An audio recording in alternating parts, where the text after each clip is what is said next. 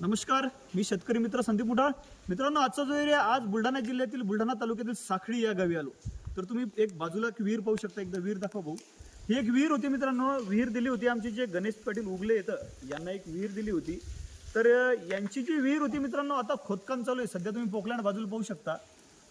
खोदकाम चालू आहे मित्रांनो. गणेश पाटलाला जी विहीर सांगितली होती आणि आपण ज्याप्रमाणे पाणी सांगितलं होतं, तर त्याच हिशोबाचं पाणी आणि त्याच हिशोबाचं खडक लागलेलं आहे मित्रांनो. पण काय असते, मी सांगितल्यापेक्षा जे आमचे कास्तकार आहेत गणेश पाटील, तर हे तुम्हाला सांगतील पाणी कोणत्या स्वरूपात सांगितलं, कोणत्या स्वरूपाचं लागलं आणि खडक कोणत्या स्वरूपात सांगितलं होतं आणि कोणत्या स्वरूपाचं लागलं. तर गणेश भाऊ, तुम्ही सांगा, आपली विहीर किती फुटावर पाणी लागलं, किती तास चालते आणि कोणत्या स्वरूपाचं खडक लागलं आपल्याला? नमस्कार. आपल्याला जवळपास 18 फुटावर पाणी लागलेले आहे आणि ते जवळपास 3चा पंप 2 ते 2.5 तास समजा चालतोय. तो सध्या खोदताना 2 ते 2.5 तास चालते, पण रात्रभर थांबून किती वेळ चालते आपला पंप?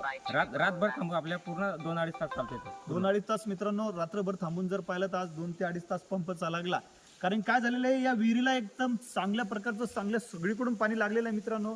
आपण जर आज बिना आडे होलचं जर पाणी पाहिलं तर यांचं जर 3 तास पंप चालत असेल आजच्या दुसऱ्या महिन्यात, तर एकदम बेस्ट पाणी असते मित्रांनो. कारण की सध्याचे जे वॉटर लेवल येतात भूगर्भातल्या पाण्याच्या, तर त्या कमी प्रमाणात झालेल्या आहेत 100%. कारण की ज्या हिशोबाचं आता पाणी भूगर्भात पाहिजे त्या हिशोबाचं नाही. कारण काय झालेलं आहे मित्रांनो, हिची जी लेवल आहे हिची एक 18 फुटावर सध्या लेवल लागलेली आहे पाण्याची. कारण की 18 फुटावरचं जर पाणी जर आज आपल्याला 2-2.5 तास 3 तास चालत असेल, तर या विहिरीला 100% चांगल्या स्वरूपाचं पाणी आपण शक्यता दाट करता येते. कारण काय असते, लेवल जर खोल असते तर पाणी याच्यापेक्षा जास्त राहिलं असतं, पण लेवल जर उतळ असली तर हिवाळा भरणे मित्रांनो यांचं 100% चांगला पंप चालू करण्याची अपेक्षा आहे आपल्याला.